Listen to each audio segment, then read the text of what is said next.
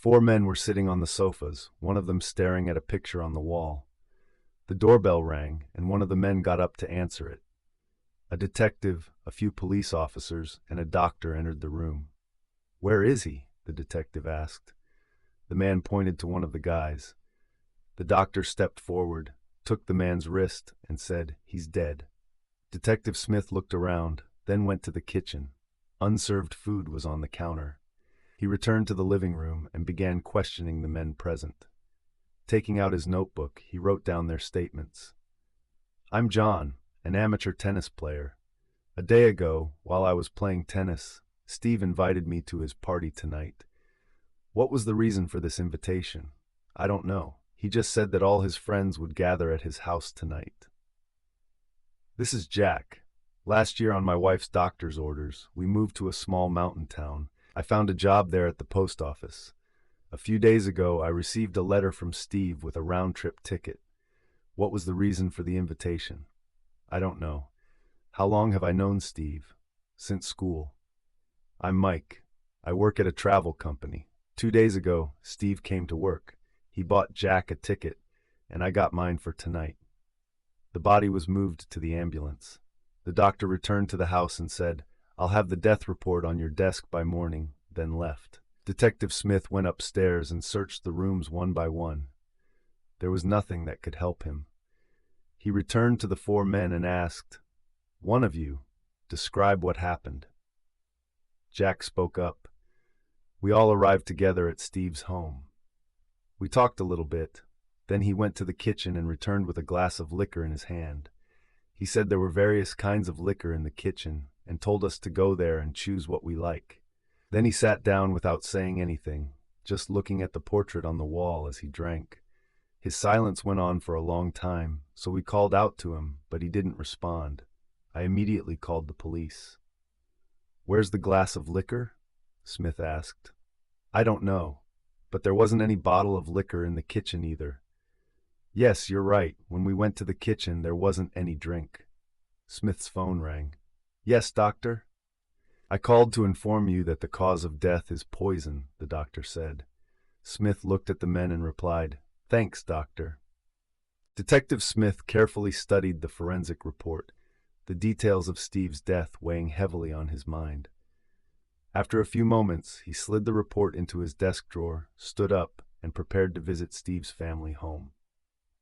As Smith's car pulled up in front of the large house nestled in an upscale, serene neighborhood, he felt a familiar sense of determination. He rang the doorbell, and within moments, a man opened the door. "Detective Smith?" The detective introduced himself, extending his hand. The man nodded and stepped aside. "Please, come in." As they entered, the man called out, "Dear, Detective Smith is here to ask some questions about Steve." A woman appeared briefly in the doorway, but turned away without a word or even a glance at the detective, disappearing into another room. "I'm sorry about my wife," the man apologized, his voice tinged with sorrow. "She's been a different person since Steve's death. The grief has overwhelmed her."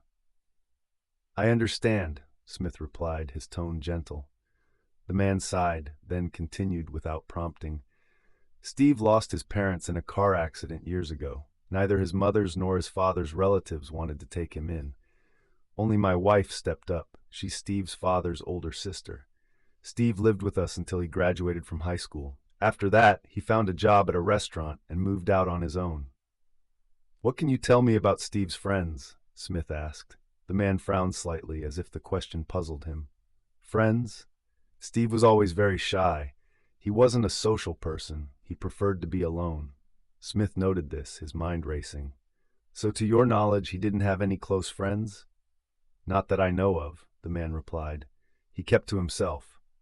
Smith asked a few more questions, but the responses were consistent. Steve had been solitary, almost reclusive. After thanking the man, Smith left the house, his thoughts in turmoil.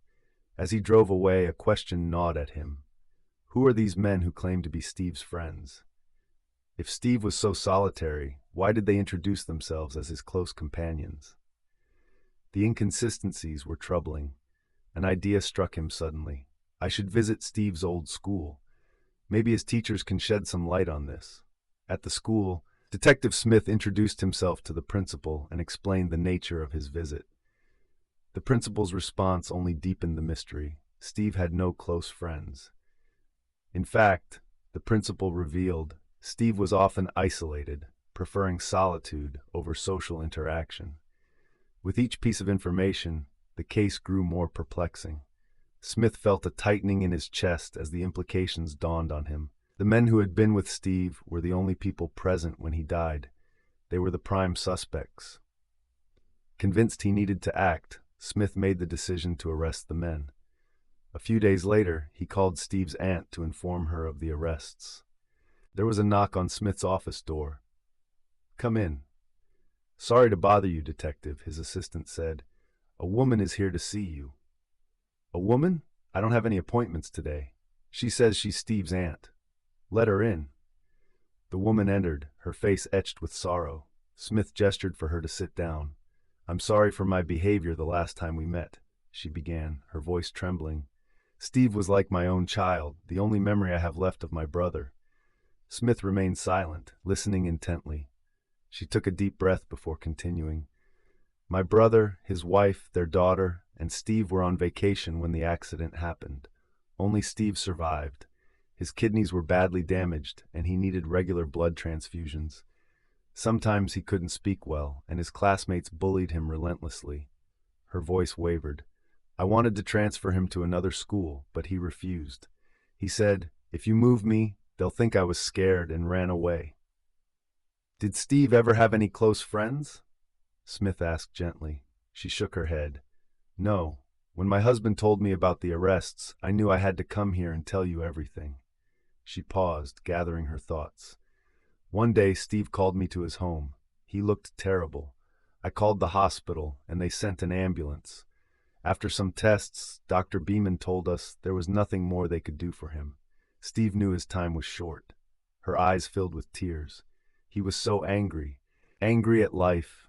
Angry at those who tormented him. One day, I found him looking at an insecticide powder he had bought. I asked him about it, and he told me, 'I want to use it for killing insects.' Then he talked about his classmate who had bullied and been relentless toward him and said, 'I wanted to punish the people who made his life miserable.'" Smith leaned forward, his heart heavy with the weight of what she was saying. "I found their addresses for him," she continued, her voice now a whisper. "I invited them to his house. When they arrived, I slipped out the back door. A few moments later, Steve handed me an empty glass and said, 'Destroy this.' I waited for those men to leave, but instead, it was Steve who left, forever." She broke down, her sobs filling the room. Smith sat back, the tragic picture now complete. Steve had orchestrated his own death, driven by a desperate need for retribution. The case wasn't just about a crime. It was about the devastating effects of loneliness, illness, and unrelenting cruelty. As Smith watched the woman, he felt a deep sorrow. The pain and suffering in this case were palpable, and the complexity of human emotion and behavior had led to a tragic end.